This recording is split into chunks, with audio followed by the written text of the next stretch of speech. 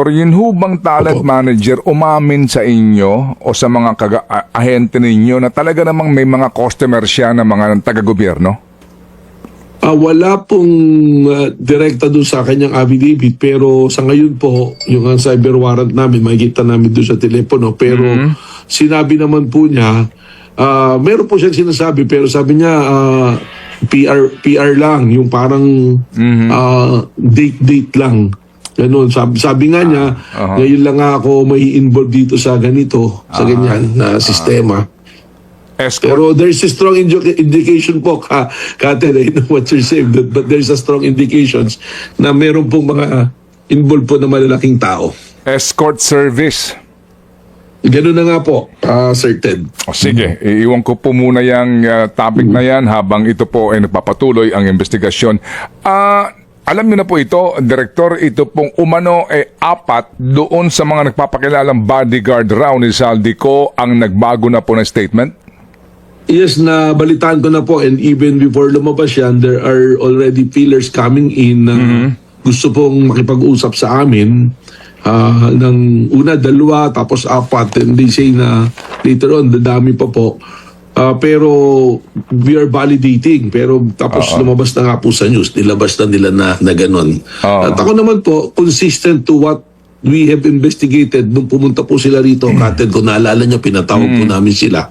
That is consistent to our findings and recommendation po. Kaya hindi na rin po ako nagulat na mangyayari po yan. Findings and recommendation po na ano, sir? Para lang mas maliwanag. Hindi po namin binigyan ng malinaw na credibility yung kanilang statement doon because unang-una yung hesitations, tapos pangalawa, hindi naman po nila pinirmahan, yung kalahati pumirma. At kung maalala nyo po, Kated, sinabi ko na nga, November pa lang, kasama na nila hanggang bago lumabas, noong February. And ang aming pong findings doon is, it looks like na kinukoach nga po nito ni Attorney Balico dito mga 18 Marines po na ito. Okay, so kung hindi nyo po tinanggap, no? Hindi nyo binigyan po ng bigat itong mga binabanggit nyong salaysay nitong nagpapakilalang mga bodyguard raw o delivery boys ni Saldico. Bakit yung iba dito ay tinangkilik na ombudsman? Well, I cannot speak for ombudsman, Kated. Ano po, no, they are an independent body. Baka meron po silang nasisipat base sa kanilang lente na maaari po nilang magamit. Sa amin naman po kasi, ang amin pong tiningnang kabuuan po nung joint affidavit po, yung pinagsamang sinumpaan sa Laysay. Because ang challenge nga po namin noon, Kated, is hindi pwede na sama-sama, ano po. So ang understanding ko po rin kay Ombudsman, meron yatang 8 na nag-issue talaga po doon ng salaysay. Yung sa amin po rito, 4 or 5 lang po yata yung pumirma doon sa salaysay nila. Opo. Gaano po kalalim ang inyong kaalaman dito ngayon sa 4 na umano'y bumaligtad na nag-recant at may bago ng kwento? From the information po na binigay sa akin, meron lang pong isa na identified yung pangalan, but yun lang po, I will keep it on hold until lumabas po na kusa po or manggaling na rin po sa kanila. No po. Opo, sige. As we speak now, meron po mga pending cases na, di ba? Si Attorney Baligod and I think pati yata si former Congressman Defensor at ito hong mga nag-execute ng affidavit, yung mga humarap doon sa hearing po, no? Yung mock hearing umano ng Blue Ribbon Committee, etc. na pending po na cyber libel, di po ba? Tama po, iba't ibang korte po yan. I understand. There's Quezon City. Tapos recently po, may pinahilatang 3 cases sa Las Piñas. So, iba't ibang lugar po. Napakarami po niya na pumasok na perjury cases po. At ang NBI po ay isa sa mga nag-imbestiga actually, right? Dito po sa mga inihain, halimbawa ni former Secretary Senator Leila de Lima. De Lima. Tama po. Yung kumpay kay Father Flavi, yung Secretary de Lima. Tapos pinorward lang naman po namin sa DOJ po yung amin pong naging findings sa investigation. And ang finally po, ang nagpasa rin yan ang nagdesisyon din po whether to file it based on the standards ng DOJ is ang Department of Justice din. Okay. Anong effect nito ngayon? Ito pong sinasabi na recantation ng 4 doon sa nag-execute daw ng isang affidavit lamang. Dito ho ngayon sa mga pending cases ng cyber libel at perjury. Well, not as an NBA director, Kated, ano po, as a lawyer, ano po, as a practicing lawyer, Aha. kahit na, halimbawa, binago nila, nag-recant, but yung pong paggawa mo ng perjury was already been committed eh. Okay. So, it will have an effect. Probably, pwedeng kung umakyat sa korte, it can be a mitigating circumstance para bumaba po yung parusa. At depende rin po rin sa mga nag-aakusa at sa prosecutors kung pwedeng pagbasihan para ma-expound sila as a dependent. Ano po. Pero for me, hindi ko pa po napakinggan buo yung statement nung apat at kung ano po yung nilalaman ng affidavit nila. Sa akin, there should be a categorical denial at sabihin talaga na kaya namin ginawa to, nakalagay dapat doon, inutusan kami ni ganitong tao, itong ganyan. Then, Opo. probably humingi po ng totally nakapatawaran doon sa mga taong pinanggit doon. And mag-hope sila na patawarin po sila. Opo, Attorney Director, meron ba kayong informasyon kung sino naman ang nasa likod nitong pagbaligtad itong apat? Well, as of now, wala pa po kaming information doon sa ganyan. Pero ang aking pong, ang aking pong logical or intelligent guess sa Kated, so to speak, is from the point of view investigation, baka napapagod na po itong mga to eh. Sa dami ng kaso na nilabas, baka tapos may mga pangako na hindi nangyari, hindi natupad. At unang-una, yung isang handler nila nakakulong, si Congressman Mike Defensor, at tapos naririnig naman natin sa mga interview ni Atty. Baligod na wala salang mabigay. So, at based on the statement of themselves also, na may mga pinangako sa kanila na hindi natupad. Opo, inyo na ho bang nasilip man lamang o pahapyaw na nabasa yung laman ng kanilang affidavit, tong apat na ito? Ngayon pong araw na to, Kated, babasahin ko. Pero wala po kaming advance na information na nabigay po sa, except there are feelers that there are members nga po nung 18 na mga sundalo na ito na gusto nang magsalita at umalis na doon sa fold na yan. Ano po? Opo. Ito ba'y iimbestigahan nyo itong kung sakasakali man po, no? Well, as you said, hindi pa ho nyo nababasa yung affidavit. Pero kapag huma ito ay inyo na pong nabasa at napatunayan na authentic ka itong affidavit na ito, kayo ba mag-iimbestiga dito? Tama po, Kated, gagawin po namin yun because we will look into the person who is responsible for all these troubles. Ano po? Unang-una titingnan kung totoo ba, alin ba yung totoong statement dito at kung ano yung totoo, sino ba yung taong responsable sa lahat ng pangyayari na ito para po mapapanagot po natin at magkaroon din ng kalinawan sa ating po mga mamamayan. Okay, kasi sir, kung babasahin po natin, nagkaroon kami ng kopya nito, no? Ito ho ngayon po'y kumakalat na nga at may mga ilang pong bibigay po ng kopya. Bagamat sabi nga po ninyo, subject for validation po ito. Ito po yung notaryado din. Nandito ho yung pangalan po ng isang abogado notaryo.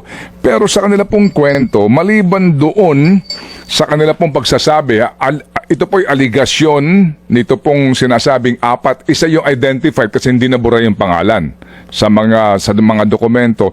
Ang aligasyon nila dito, number one, sila umano ay kinuha bilang bahagi po ng blackmail scheme, no? Sa mga taong pangangalanan. At may mga kwento po sila na pinangakuan daw po sila ng mga kanilang umano'y handler ng pera na katumbas nito doon sa kanila pong ginagawang serbisyo, kumbaga, para ho sumali doon sa Maleta Boys na tinatawag. Pero ang kapansin-pansin po dito, Direktor, yung apat, tatlo dito ang meron pong sinasabi, bagamat hindi po pinapangalanan, pero may aligasyon sila dito na sila po ay pinilit umano sa Office of the Ombudsman. Again ito po lamang ang kwento po dito. Baka po mamaya later in the day magbigay na po ng press con dito yung Ombudsman.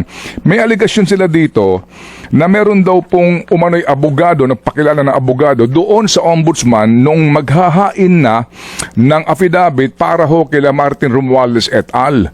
Ito po sinasabi nila dito, no? Ang sinasabi nila, halimbawa po ng kanila pong statement dito, no? Nang pumunta ako sa opisina ng Ombudsman, agad akong kinausap ng mag-isa ng kanilang abogado, etc. etc. At ipinakita sa akin ang sinumpaang salaysay na nakahanda na maliban sa aking lagda.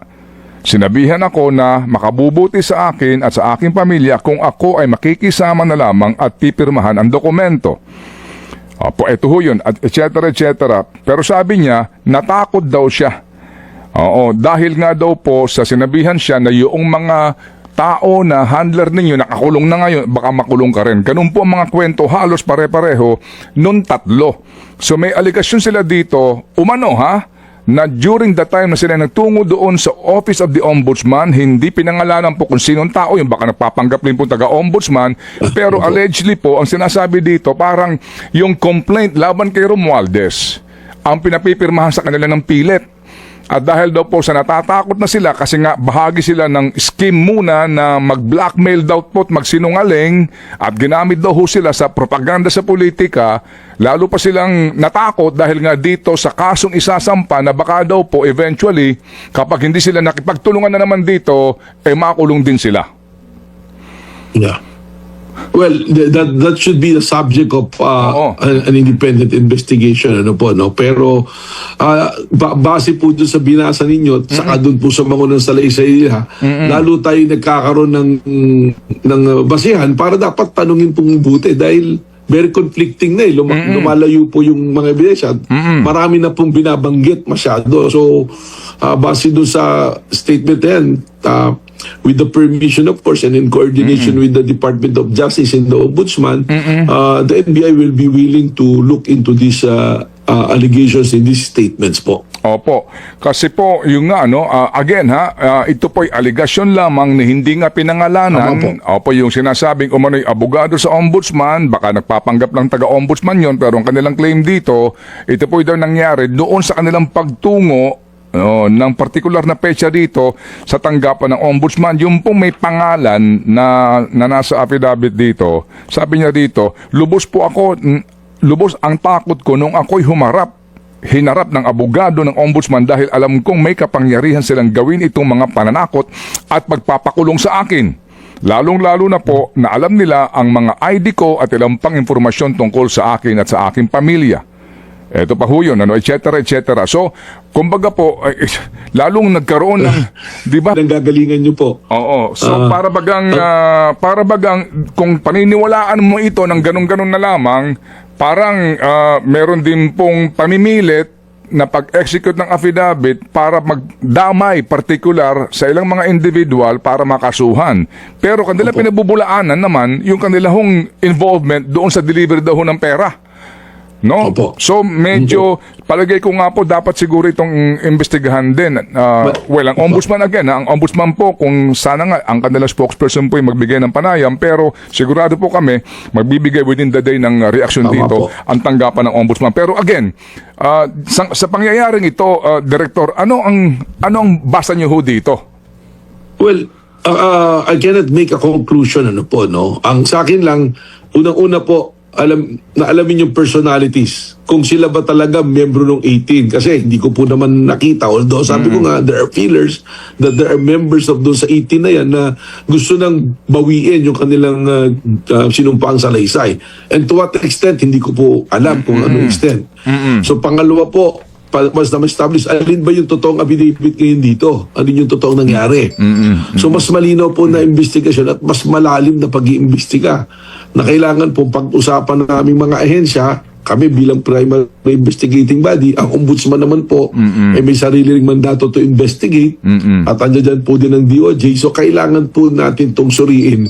Malino po dito, tatitingnan natin ano ba yung motive ng paglabas, ano ba talaga yung direksyon. So marami po tayong anggulong titingnan. Kailangan makaharap po natin sila at matanong kung paano po ito nangyari. Ang mangyayari po nito, babalik po tayo mula sa simula. I-rewind po natin mula sa simula. And to have a conclusion kung ano talaga yung pinakatotoo at logical, hindi lamang base sa pag-analyze, but we have to get additional evidence and informations to support whatever will be the findings po ng mag-iimbestiga po. Okay, at dahil po nga sa kumbaga ang konteksto ho ng affidavit na ito, ang sinasabi daw po na pamimilit umano na paghain ng affidavit para sa pagkakaso ng ombudsman sa ilang partikular na tao, dito ho ba mahalaga din na malaman natin sino na naman ang handler nito? Tama po kayo. Kasi who will be benefited? Di ba po? Anong benepisyo? Pero hindi naman ibig sabihin if that person will be benefited ay mali or tama. Maaaring baka yun yung totoo. So it's really a big investigation and fact-finding to arrive to the truth. Kasi lalabas po dyan what will be the value ng salita nitong apat na to. Then from the start po, hindi mo na pwedeng pagtiwalaan lahat yung kanyang sinasabi. So, yun na po pumapasok yung sinasabi ko that there should be additional evidence which will support kung alin pong claim nila yung totoo at tama po. Kasi dito, pinangakuan ako ni attorney, ito ho ng malaking halaga pag naging matagumpay ang scam na ito at bilang katibayan, sinabi pa nito sa akin na etc. mga taong ito, etc. Meron daw tulong. So, pinangakuan sila ng pera, hindi natuloy. And then, nagkaroon na po ng dudaga, etc. Pero, ngayon, isipin mo din, baka na naman sila pinangakuan ng pera na naman. Di ba? Pinangakuan na naman po ng pera. Tama po kayo. Tama po kayo. Pero consistent to our findings nga po, doon sa aming investigasyon ng una, lumalabas na dyan. Pero ngayon, ang haba-haba ng panahon, ang daming interview, ang dami nilang public statement, pumunta pa po ng Senado, nagkagulo-gulo. Ang claim nila, parang yun yung talagang they're swearing to the truth. Tapos wala pa sa atin, meron pong ganyan na statement. So, kailangan po nating malaman ano ba talaga ang dahilan at saan ang gagaling at kung sino ang mga nasa likod po. Kung sakasakali po na mapatunayan po ng inyong mga ahente na may basihan itong mga bagong aligasyon ng apat na ito ba'y karagdagang kaso kila Attorney Baligod at kila former Congressman Mike Defensor? Opo, malinaw po yan. Kasi sabihin, obstruction of justice yan. Tsaka yung you're encouraging a person to bear false witness ka doon sa isang hindi naman po nangyari at ginawa. Yun po yung ating titingnan dyan. Mas marami pong dapat ipaliwanag. Okay. Iimbitahan niyo ba itong apat na to sa NBI po, formally, sir? We have to identify first kung sino po sila ng apat na yan. Kasi hindi naman po pwede na manatili na ganun. Ang isa lang question ko nga dyan, bakit kailangan magtakip pa ng mukha? Alam naman natin, nung sa 18 nun, matapang na lumalabas na nandiyan po So, ang malinaw dito, kung sila talaga member doon sa 18, malaki pong mess to. It's a big mess na nandiyan sila na the only thing that will save them is lumabas na talaga yung katotohanan, not only from their words, but they should come out with the supporting evidence at supporting testimony of other personalities po siguro. Yung isang affidavit dito, na lantad yung pangalan na nag-execute, may abogado pati ho yung kanyang pangalan nandito rin, etc. ng mga detalye, yung kanyang lisensya, etc. Ito ho bang abogadong ito ay kukontakin po ninyo para makausap din? Ayan, siguro po. Kasi kung kilala na, pwede na po nating ipatawag para magbigay linaw. Kasi legally, meron pa po tayong mga question din dito. Kapatid, tingnan po ninyo. Yung 18 na yan, effectively, they're under the care of their lawyer. And who is their lawyer? Technically, si Attorney Baligod, hindi po ba? Doon po sa under our practice, doon sa practice po bilang abogado, you cannot come in as a lawyer na itong tao na to unless meron kang tinanggal mo na yung lawyer na yun. But of course, impliedly, tinanggal na siguro si Attorney Baligod because of the statement. If sila nga po yung membro ng 18 na yan. So, yun sinasabi ko lang po rito. Ang daming complications, pero mabuti kung sinasabi niyo po may lumabas na lawyer at may pangalan na, we'll probably subpoena them. But first, before we do that, we have to coordinate with other agencies like the Department of Justice and the Office of the Ombudsman po. Okay, sige. Yan huy kaninyo, misteryo din. Kasi noong sila'y lumantad na sa ilang pagkakataon, sa ilang mga okasyon, ang kanilang mga muka, ngayon po, lumantad yung apat, takip na yung muka, sa ilang pong, sa interview ng media, at dito nga po sa ilang news outlet, That's a mystery now, Director, Tama po kayo. Yun din nga po yung observation ko. Kasi, you cannot cover the truth Magkaiba naman po to. Ito naman pong request sa amin itong, gusto lang po ibalik with your permission, itong pagtatakip ng mukha nitong ating talent manager tsaka nung babae, that is the request that we have to give in dahil hindi naman po sila lumalabas pa publicly. Pero dito po sa lantad na po yan kung sino-sino na po nag-interview. Mas maganda kung lumabas talaga kasi alam nyo, yung with social media ngayon, they can be so cruel. Lalo na kung nagbago ka ng stand, hindi mo nakakampi yung isang team, ay sigurado yan, kakakatakot na bashing ang dadanasin po niyan. At kung sino-sino pagbibintangan. O sige po, so Director, ay